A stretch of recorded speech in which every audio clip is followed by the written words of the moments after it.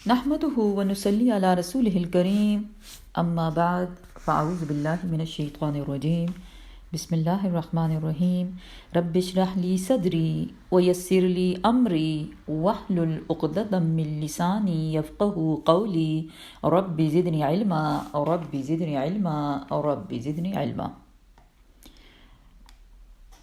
جز نمبر 30واں پارہ، اور آج انشاءاللہ ہم پڑھیں گے آج کا سبق سورۃ الفیل سے۔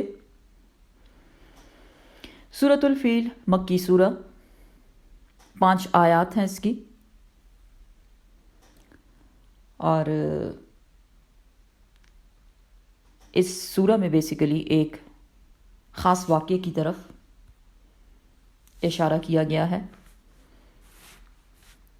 تاکہ اہل مکہ یہ جان لیں کہ اللہ سبحانہ و تعالیٰ اپنے گھر کی، اپنے دین کی خود حفاظت کرنے والا ہے۔ اے اہل مکہ، اگر تم میرے پیغمبر آپ صلی اللہ علیہ وسلم کا ساتھ نہیں دو گے تو تم یاد کرو کہ اس سے پہلے بھی جو نہ ماننے والے تھے ہم نے ان کا کیا حشر کیا۔ اس سورہ میں جو خاص واقعہ بیان کیا گیا ہے وہ ہے ایک حبشی حکمران ابرہہ کے بارے میں، اور یہ واقعہ آپ صلی اللہ علیہ وسلم کی پیدائش سے 50 دن پہلے واقعہ ہوا، جس میں ایک حبشی حکمران ابرہہ، جب اس نے دیکھا کہ دنیا بھر کے لوگ مکہ جاتے ہیں خانہ کعبے کی زیارت کرنے کے لیے، اس کا طواف کرنے کے لیے، تو اس کے ذہن میں یہ خیال آیا کہ کیوں نہ لوگوں کی توجہ وہاں سے ہٹائی جائے اور اپنی طرف مائل کی جائے۔ کیوں؟ اس لیے کہ وہ جانتا تھا کہ دنیا بھر کے لوگ جب یہاں آتے ہیں تو وہاں وہ تجارت بھی کرتے ہیں، لیکن تجارت کا یہ راستہ یا جو مکہ کی ترقی ہے اس کا انحصار سارا کا سارا اللہ کے گھر پر ہے، تو کیوں نہ ایک اور گھر بنایا جائے اور لوگ مکہ کو چھوڑ کر وہاں آنا شروع کریں اور ہماری بھی تجارت خوب چمکے۔ اس غرض کے لیے اس نے یمن کے علاقے میں ایک عبادت گاہ قائم کی، اور یہ حکمران ابرہہ جو تھا، حبشی حکمران، یہ خود عیسائی تھا۔ اس نے عیسائیوں کے لیے ایک عمارت قائم کی، ایک عبادت گاہ قائم کی تاکہ لوگ وہاں آنا شروع کر دیں۔ عبادت گاہ تو اس نے بنائی لیکن لوگوں کی توجہ کو حاصل نہ کر سکا۔ اب اس نے کیا کیا کہ اس نے یہ ارادہ کیا کہ جب تک مکہ میں اللہ کے گھر یعنی خانہ کعبہ کو میں گرا نہ دوں اس وقت تک میں چین سے نہیں بیٹھوں گا، اور اگر مجھے لوگوں کی توجہ چاہیے اور اپنی ترقی چاہیے تو اس کے لیے ایسا کرنا بہت ضروری ہے۔ یہی وجہ ہے کہ اس نے مکہ کے سرداروں سے گفت و شنید شروع کی، یعنی ان سے باتیں شروع کی کہ لوگ اس کا ساتھ دیں اور اللہ کے گھر کو گرا دیا جائے۔ اور ایک بار جب اس نے اپنے وفد کو مکہ بھیجا تو انہوں نے سرداروں سے بات کی، کسی نے اس کا ساتھ نہیں دیا۔ واپسی پر وہ عبد المطلب کے 100 اونٹ وہاں سے لے کر آ گئے، یعنی اس پہ حملہ کر کے اس پہ قبضہ جما لیا۔ عبد المطلب آتے ہیں ابرہہ کے پاس اور اس سے کہتے ہیں میرے اونٹ مجھے واپس کر دو، اگر تم نے اللہ کے گھر کو گرانا ہے تو مجھے اس سے کچھ نہیں لینا دینا، تم گرا دو، میں تمہیں منع تھوڑی نہ کروں گا، لیکن میرا مال مجھے واپس کر دو۔ وہ گھر اللہ کا گھر ہے، اور اگر وہ اس کی حفاظت کرنا چاہے تو وہ کر لے۔ اینی ویز ابرہہ نے کیا کیا؟ ابرہہ نے تیاریاں شروع کر دیں، اور اس تیاری میں کہا جاتا ہے کہ وہ 60,000 کا لشکر لے کر آیا، جس میں 1 درجن ہاتھی بھی تھے۔ اب یہاں ورڈ یوز ہوگا نا، فیل مینز ہاتھی، جیسے کہ سورہ کا نام ہے سورۃ الفیل، یعنی ہاتھی والا، ہاتھی کے بارے میں بتایا گیا یہاں۔ 1 درجن ہاتھی، اور ہاتھی کا کسی لشکر میں ہونا اس لشکر کے زور کو ظاہر کرتا تھا کہ یہ اتنا زوراور لشکر ہے کہ اس میں ہاتھی بھی موجود ہیں۔ اب ہوا کیا کہ جب ابرہہ اس 60,000 لشکر کے ساتھ، جس میں 12 ہاتھی بھی شامل تھے، جب وہ پہنچا منا کے قریب وادی محصر جب وہ پہنچا تو ابرہہ کا جو ہاتھی تھا جس پر وہ سوار تھا وہ وہیں پہ رک گیا اور بہت کوشش کرنے کے باوجود وہ وہاں سے اٹھ ہی نہیں رہا تھا. بہت اس کو مارا پیٹا گیا، لیکن جب اس کو بہت مارا پیٹا گیا تو وہی ہاتھی جو ہے ابرہہ کا وہ غصے میں آ گیا اور اس نے باقی ہاتھیوں پر حملہ کر دیا. اب ہوتا کیا ہے، یہ ارادے سے تو اس لیے آئے ہیں کہ اللہ کے گھر کو گرا دیا جائے. اللہ سبحانہ و تعالیٰ نے ان کے ساتھ کیا کیا اس سورہ میں ہم پڑھتے ہیں. بسم اللہ الرحمن الرحیم. علم کیا نہیں، ترا دیکھا تم نے، کیفا کیسے، کیا، فعلا کیا، رب کا تیرے رب نے، کیا نہیں دیکھا تم نے، کیا حال کیا تیرے رب نے، کس کا، بے اصحاب الفیل، بے اصحاب لوگوں کا، الفیل ہاتھی والوں کا. اے اہل مکہ کیا تم نے نہیں دیکھا، تم نے دیکھا تو نہیں کیونکہ اس وقت تم موجود نہیں تھے، کیونکہ یہ 570 عیسوی کی بات ہے. لیکن کیا تمہیں معلوم نہیں اپنی تاریخ کے بارے میں کہ تمہارے رب نے ہاتھی والوں کے ساتھ کیا کیا؟ اور ہاتھی والے ابرہہ کا لشکر کس نیت سے آئے ہیں؟ اللہ کے گھر کو گرانے کے لیے. علم کیا نہیں، یجعل کر دیا، قیدہم ان کی سازشوں کو، فی تدلیل مینز ختم کر دینا، اس کو ضائع کر دیا. سازش کیا تھی؟ ہم نے جا کے اللہ کے گھر کو گرانا ہے، اس کو ڈھا دینا ہے. کیا نہیں کیا ان کی تدبیروں کو ضائع، ان کی تدبیر، ان کی سازش کسی کام نہیں آئی. وَأَرْسَلَ اور ایسا کرنے کے لیے اللہ نے کیا کیا؟ وَأَرْسَلَ اور بھیجا، علیہم ان پر، کن پر؟ ہاتھی والوں پر، طیرن پرندے، ابابیل جھنڈ کے جھنڈ، گروپ کے گروپ، گروہ کے گروہ. ابابیل اکثر لوگ کہا جاتا ہے ابابیل، ابابیل کسی پرندے کا نام نہیں ہے. ابابیل عربی میں جھنڈ کو، پرندوں کے جھنڈ کو کہتے ہیں. اور بھیجا اللہ سبحانہ و تعالیٰ نے ان ہاتھی والوں پر جھنڈ کے جھنڈ پرندے. اب جو مکہ کے رہنے والے تھے، جب ان کو معلوم ہوا کہ ابرہہ اتنے بڑے لشکر کے ساتھ، اسپیشلی جس میں ہاتھی بھی ہیں، تو وہ تو خوف کے مارے بس مر ہی گئے. انہوں نے کیا کیا؟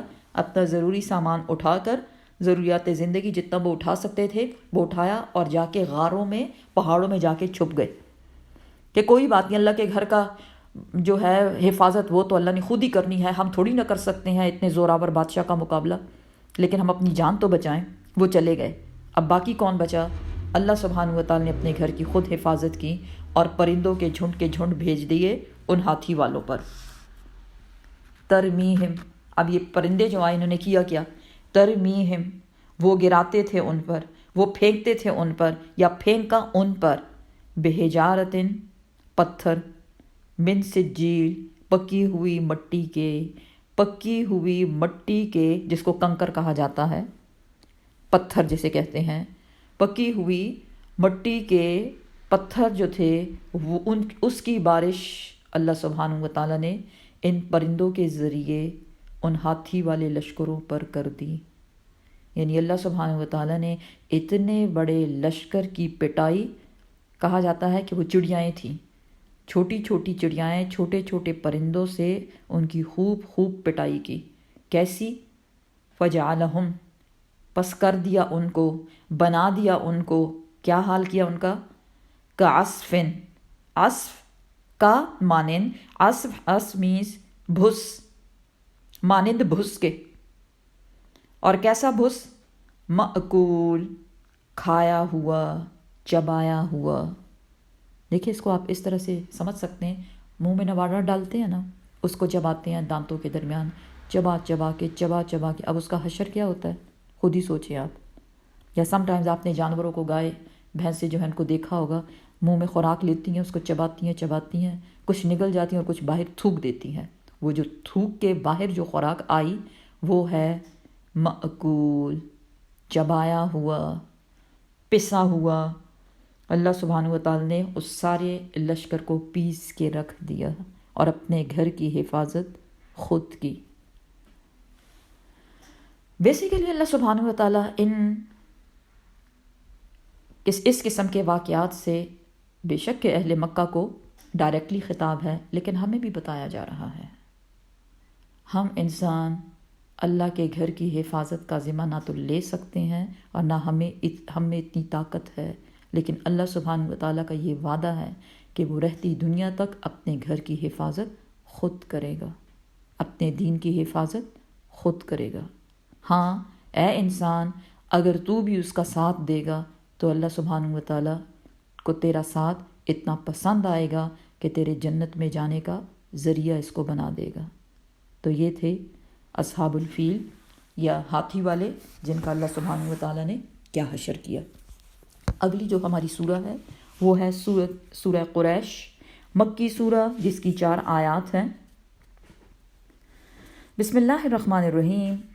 لِإِیلاف، لی کے لیے، ایلاف مانوس کرنے کے لیے، مائل کرنے کے لیے، محبت ڈالنے کے لیے، کس میں؟ قریش میں محبت ڈالنے کے لیے، قریش کے دلوں کو مائل کرنے کے لیے۔ اب قریش کون ہے؟ قریش قبیلے کا نام ہے، قریش قبیلے کا نام ہے، اور عربی میں قرش اس جانور کو کہتے ہیں جو باقی تمام جانوروں کو کھا جائے اور اس کا کوئی کچھ نہ بگاڑ سکے، یعنی طاقت کی نشانی ہے بیسیکلی۔ اس لیے قبیلہ قریش جو ہے وہ عرب کا سب سے بہترین اور عظیم قبیلہ جانا جاتا تھا۔ اللہ سبحانہ و تعالیٰ اس سورہ میں فرماتے ہیں کہ قریش کے دل کو مائل کرنے کے لیے، ایلافہم، ان میں محبت کے لیے، ان کے دلوں کو دین کی طرف مائل کرنے کے لیے، رحلتا، سفر کروائے، کون سے؟ الشتاء والصیف، گرمیوں اور سردیوں میں۔ اللہ سبحانہ و تعالیٰ نے قریش کے دل میں محبت ڈالنے کے لیے ان کو گرمی اور سردی کے سفر کروائے۔ مطلب کیا بنا؟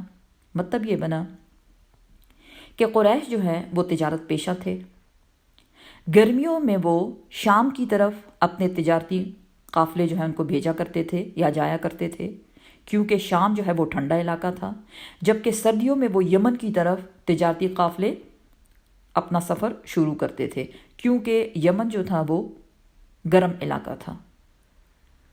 اللہ سبحانہ و تعالیٰ فرماتے ہیں کہ قریش کے دل میں دین کی محبت ڈالنے کے لیے اللہ نے کیا کیا؟ ان کو گرمی اور سردی میں سفر کروائے۔ کیسے سفر کروائے؟ اب آگے اس کی باری آئے گی۔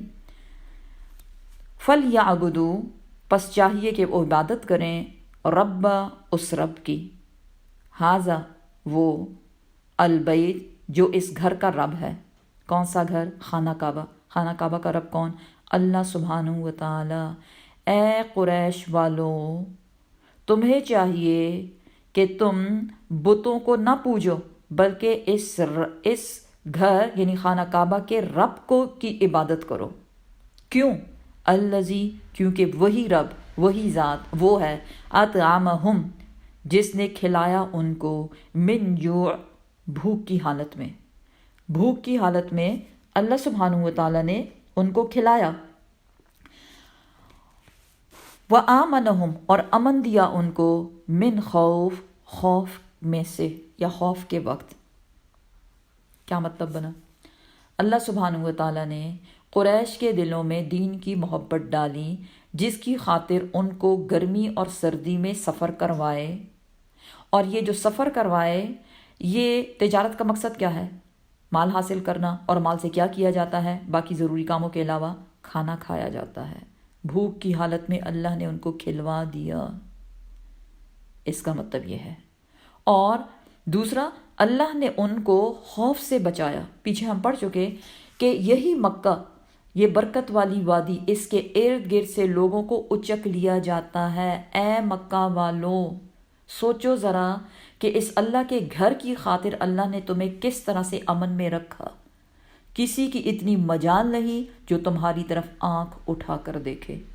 اور ویسے بھی دیکھا جائے اب تک، جب تک دنیا میں جگہ جگہ یہ وائرس والا سلسلہ تو اب الگ سے شروع ہوا ہے، اس سے پہلے بھی دیکھا جائے جہاں جہاں خوف ہے پوری دنیا میں سب سے زیادہ امن والی جگہ اللہ کا گھر خانہ کعبہ، یعنی اس کا جو علاقہ ہے مکہ، اس کو سمجھا جاتا ہے۔ کیوں کہ وہاں اللہ کا گھر ہے اور اللہ اپنے گھر کی حفاظت خود کرنے والا ہے، اور اس اللہ کے گھر کی وجہ سے، اس کی موجودگی کی وجہ سے اور اس کے ارد گرد رہنے والے لوگوں کو بھی اللہ نے بہت باعزت بنا دیا، ان کا رعب لوگوں کے دلوں میں ڈال لیا۔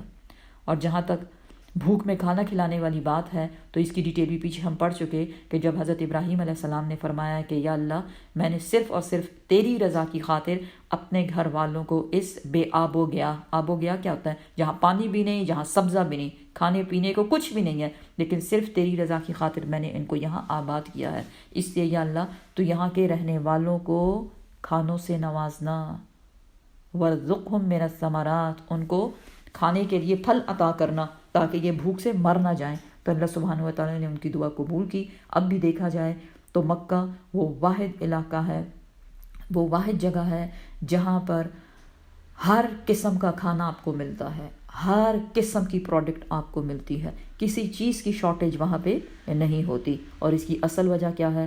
اللہ سبحانہ و تعالیٰ کا کے گھر کا ہونا۔ اللہ سبحانہ و تعالیٰ وہاں کا امن اور یہ برکتیں اسی طرح سے قائم رکھے، آمین۔ بسم اللہ الرحمن الرحیم۔ ہماری اگلی جو سورہ ہے وہ ہے سورہ ماعون۔ بسم اللہ الرحمن الرحیم، مکی سورہ، 7 اس کی آیات ہیں، اور اس کو سورۃ الدین بھی کہا جاتا ہے اور سورہ یتیم بھی اس کو کہا جاتا ہے۔ ارأیتا، کیا دیکھا تو نے، الذی، اس شخص کو، یکذب، وہ جھٹلاتا ہے، بالدین، دین کو۔ اب دین سے مراد کیا ہے؟ دین سے 2 معنی لیے گئے ہیں۔ دین مینز دین اسلام، اور دین مینز قیامت کا دن۔ کیا دیکھا تم نے اس شخص کو جو جھٹلاتا ہے، جو مانتا ہی نہیں بلکہ جھوٹ کہتا ہے، جھٹلاتا ہے کس چیز کو؟ دین اسلام کو یا قیامت کے دن کو۔ فذالک، پس ذالک، یہ وہ شخص ہے، الذی، وہ جو، یدعو، وہ دھکے دیتا ہے، الیتیم، یتیم کو۔ پیچھے ہم نے پڑھا نا، کلا، ہرگز نہیں، بل لا تکرم الیتیم، بلکہ تم یتیم کو عزت نہیں دیتے۔ وہ شخص جو دین اسلام کو جھٹلاتا ہے، کیونکہ ہمارے دین کی تعلیم کیا ہے؟ یتیموں پر رحم کرنا، ان کو کھانا کھلاؤ، ان کی ضرورت کو پورا کرو، کیونکہ سب سے زیادہ جو ونریبل پیپل ہیں وہ ہیں، جو ضرورت مند ہیں وہ کون ہیں؟ ہمارے معاشرے کا یتیم طبقہ، کیونکہ یتیم کا کوئی والی وارث نہیں ہوتا، جس کا باپ نہیں ہوتا، کون ہے جو اس کی ذمہ داری اٹھائے گا؟ تو جو دین کو جھٹلاتا ہے وہ یتیم کو دھکے دیتا ہے، ہاں کہ دین کی تعلیم یہ نہیں ہے۔ ولا، اور نہیں، یحض، وہ ابھارتا، وہ ترغیب دیتا، علی، پر، طعامی، کھانے پر، المسکین، مسکین کو کھانا کھلانے پر ابھارتا نہیں ہے۔ کون سا شخص؟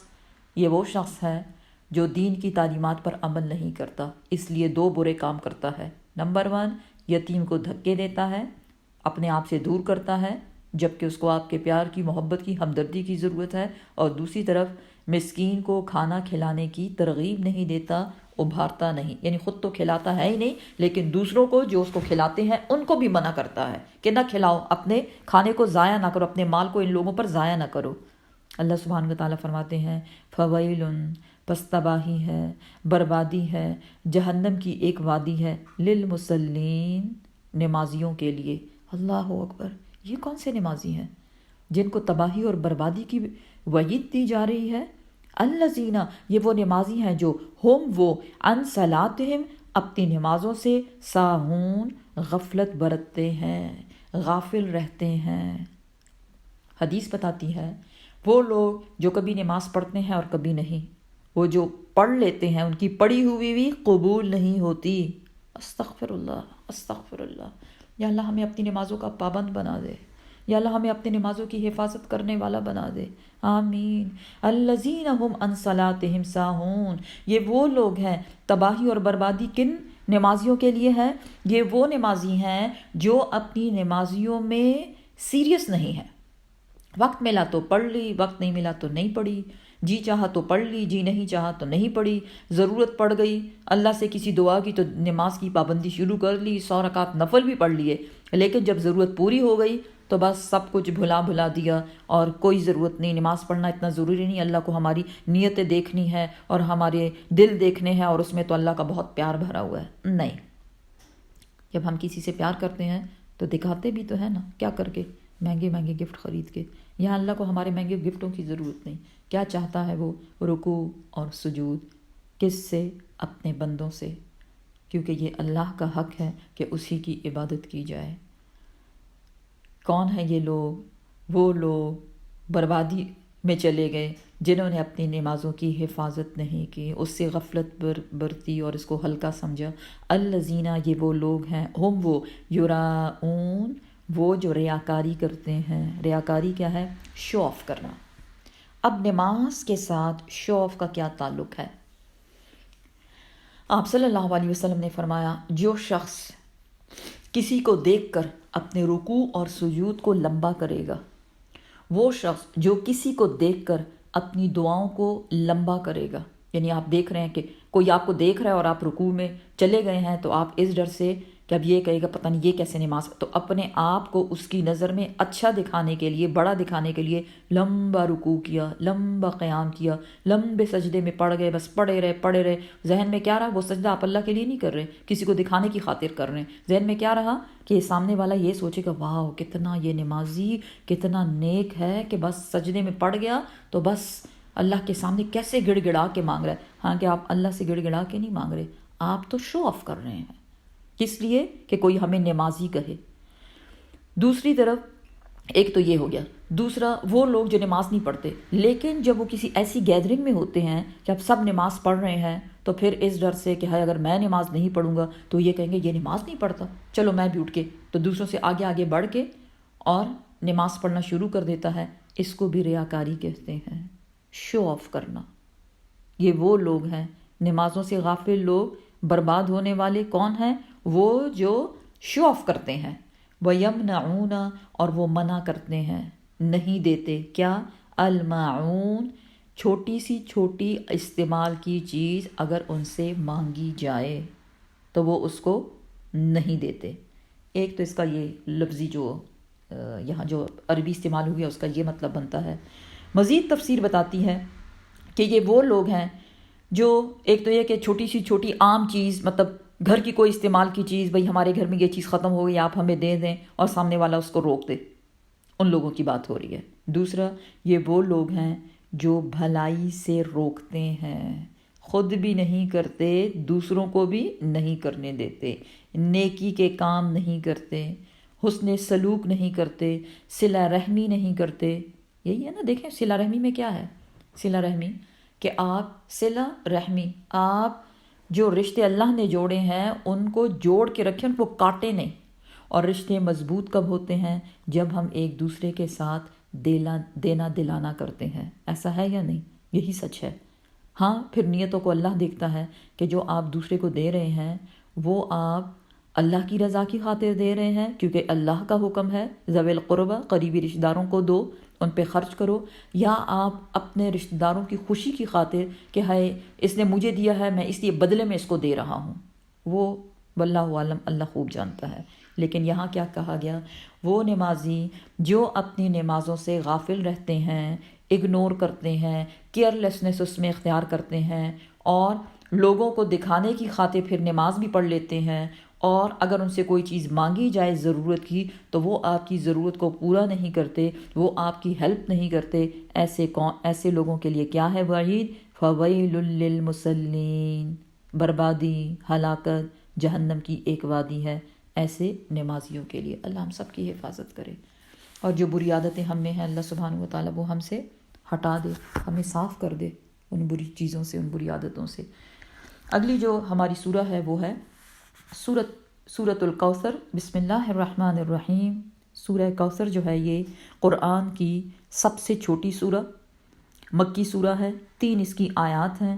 شان نزول اس کا یہ ہے کہ جب آپ صلی اللہ علیہ وسلم کے بیٹے قاسم کی وفات ہوئی وہ فوت ہوئے تو ابو لہب نے کہا کہ آج محمد صلی اللہ علیہ وآلہ وسلم بے نام و نشان ہو گئے ہیں، اب ان کا نام لینے والا کوئی نہیں بچا، یعنی کہ ان کی تو نسل ہی ختم ہو گئی۔ اللہ سبحانہ و تعالیٰ نے اس کے اس بات پر ایسی زبردست صورت نازل کی کہ سبحان اللہ۔ بسم اللہ الرحمن الرحیم، انا بے شک ہم نے، اعطیناک عطا کیا ہم نے آپ کو، آپ کو، کس کو؟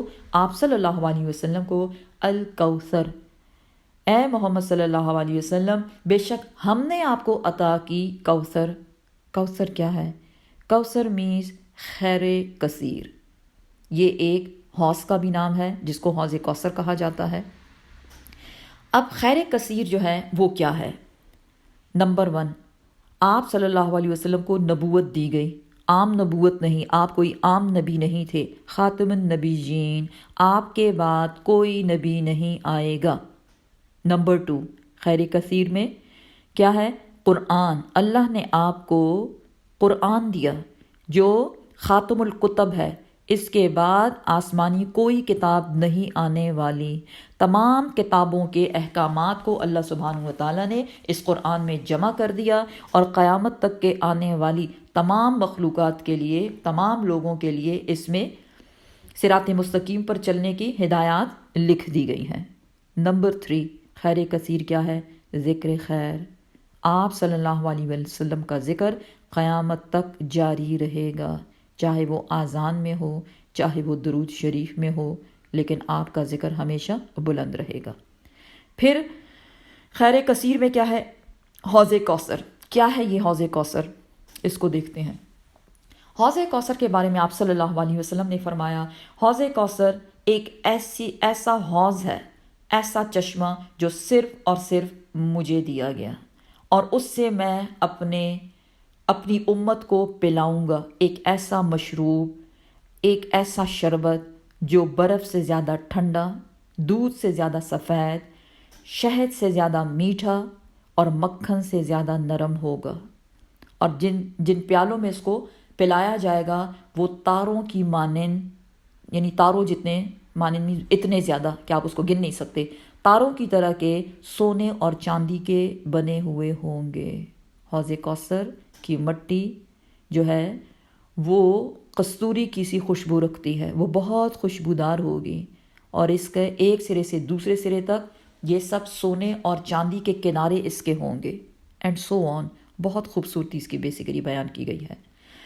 کیا سوال اب یہ پیدا ہوتا ہے کہ کیا یہ حوض کوثر جو آپ صلی اللہ علیہ وسلم کو قیامت کے روز دیا جائے گا، کیا آپ اپنے سارے امتیوں کو اس میں سے پانی پلائیں گے؟ تو اس کے بارے میں حدیث بتاتی ہے کہ آپ صلی اللہ علیہ وسلم نے فرمایا، میں حوض کوثر پر بیٹھا اپنی امت کو پانی پلا رہا ہوں گا، اور گروپ بائی گروپ، یعنی گروپس کی شکل میں میری امت کو میرے پاس لایا جائے گا۔ اب ایک گروپ آ رہا ہوگا بہت قریب کہ فرشتے اس کا رخ موڑ کر کہیں اور لے جائیں گے۔ میں ان کو آواز دوں گا، یہ تو میری امت کے لوگ ہیں، ان کو واپس لے کر آؤ تاکہ میں ان کو کوثر میں سے کچھ پلاؤں۔ تو فرشتے جواب دیں گے، یا رسول اللہ، بے شک کہ یہ آپ کی امت کے لوگ ہیں، لیکن یہ آپ کے وہ امتی ہیں جنہوں نے آپ کے اس دنیا سے رخصت ہونے کے بعد آپ کے دین میں کمی بیشی کر دی تھی، بدعتیں شروع کر دی تھی۔ آپ صلی اللہ علیہ وسلم آواز لگائیں گے، ان کو میری نظروں سے دور کر دو، دور کر دو، دور کر دو۔ حوض کوثر میں سے جو پیے گا، قیامت کے دن جو 50,000 سال لمبا ہے، کھانے پینے کو کچھ نہیں، حوض کوثر سے پینے کے بعد اس کو کبھی پیاس نہیں لگے گی۔ آپ صلی اللہ علیہ وسلم کے بارے میں، خیر کثیر کے بارے میں مزید بتایا جاتا ہے، حدیث بتاتی ہے کہ آپ صلی اللہ علیہ وسلم نے فرمایا کہ اللہ سبحانہ و تعالیٰ نے مجھے وہ روب دیا، وہ دبدبہ دیا جو 1 مہینے کی مسافت پر میرے دشمن کے دل میں ڈالا جاتا ہے۔ یعنی وہ دشمن جو 1 مہینہ کا سفر آپ طے کر کے اس تک پہنچے، اتنا دور بھی مجھ سے کیوں نہ ہو وہ دشمن، اللہ اس کے دل میں میرا روب ڈال دیتا ہے۔ مزید آپ صلی اللہ علیہ وسلم نے فرمایا کہ مجھے ساری زمین کو میرے لیے مسجد بنا دیا گیا، یعنی میں کہیں بھی نماز پڑھ سکتا ہوں، میری امت، اور ساری زمین کو میرے لیے طہور کا ذریعہ بنایا گیا، یعنی کہیں بھی پاک مٹی ہو اس کے ساتھ تیمم کر سکتے ہیں۔ اور آپ صلی اللہ علیہ وسلم نے فرمایا حق شفاعت صرف اور صرف مجھے دیا گیا۔ مزید آپ صلی اللہ علیہ وسلم نے فرمایا مقام محمود کو بھی میرے لیے لکھ دیا گیا، غنیمت کا مال میرے لیے حلال قرار دیا گیا۔ تو یہ بہت سے خیر کثیر تھے جو اللہ سبحانہ و تعالیٰ نے آپ صلی اللہ علیہ وسلم کو عطا کی، اور کیوں نہ کی ہوتی، کیونکہ آپ صلی اللہ علیہ وسلم نے بہت قربانیاں دی دین کی خاطر، جانی مالی ہر قسم کی۔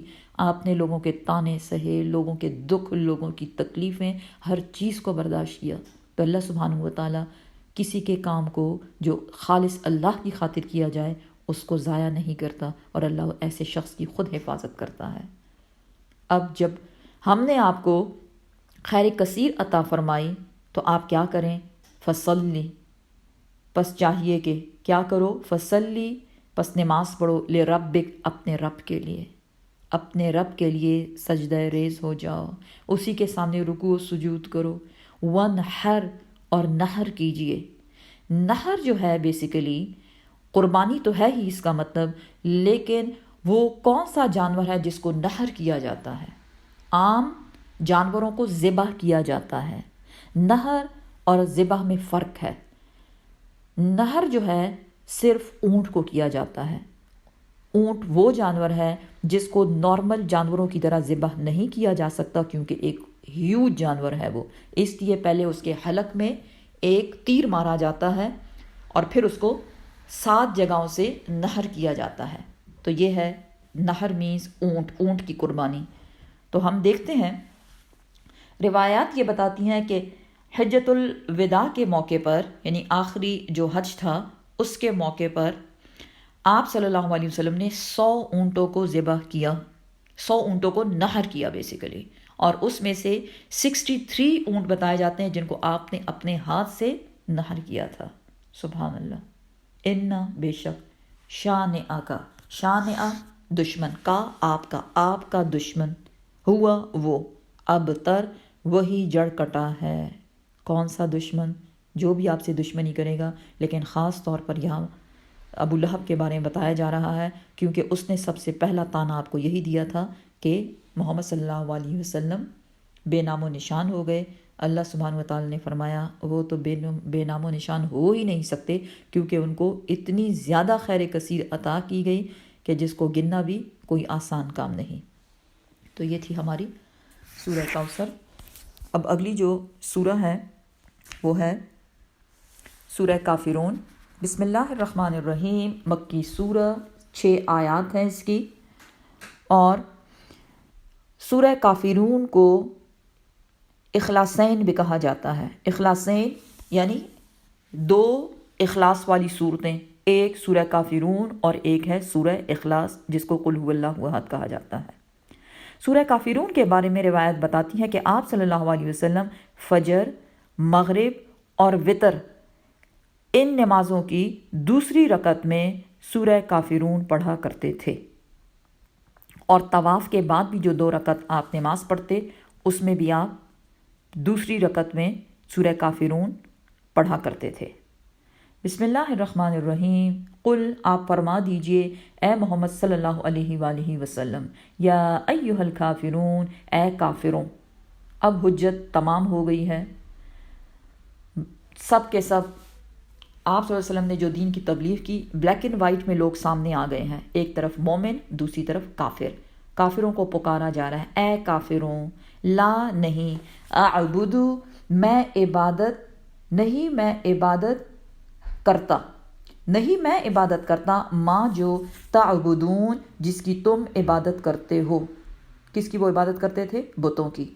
میں تمہارے بتوں کی عبادت پوجا نہیں کرتا، ولا، اور نہ، تم اے کافروں، عابدون، نہ تم عبادت کرنے والے ہو، ماں جو، اعبدو، جس کی میں عبادت کرتا ہوں۔ میں کس کی کرتا ہوں؟ ایک اللہ سبحانہ و تعالیٰ کی، تم اس کی عبادت نہیں کرنے والے۔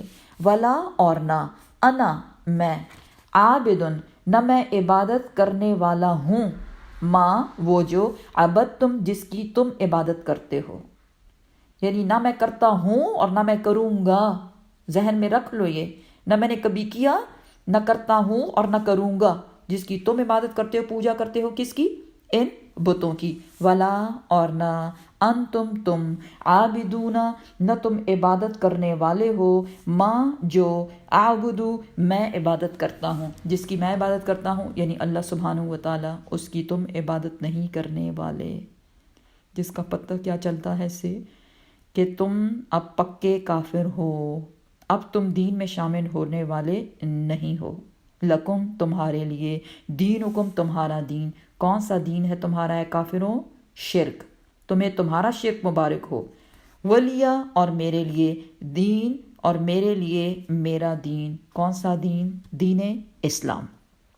اگر اس سورہ کو دیکھا جائے تو اس میں ایک آیت کو 2 بار بتایا گیا، تکرار کی گئی، اور یہ بھی کوئی نئی بات نہیں، کیونکہ سورہ رحمان میں ہم جو ایک آیت ہے، کون سی؟ جی آپ سب جانتے ہیں، فَبِأَيِّ آلَاءِ رَبِّكُمَا تُكَذِّبَانِ، 31 ٹائمز اس کی ریپیٹیشن ہوئی، اس لیے یہ کوئی نئی بات نہیں کہ یہاں بھی ایک آیت کو دوبارہ دہرایا گیا۔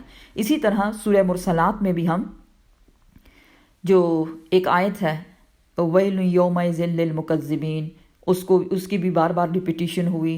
سورۃ القمر میں ہم نے ایک آیت پڑھی بار بار، وَلَقَدْ يَسَّرْنَا الْقُرْآنَ لِلذِّكْرِ فَهَلْ مِن مُدَّكِرٍ۔ تو یہ قرآن کی ایک خاصیت ہے کہ سم ٹائم وہ ایک آیت کو دوبارہ سے ریپیٹ کرتا ہے، تو اس لیے سورہ کافرون میں بھی اس ایک آیت کو 2 بار ریپیٹ کیا گیا۔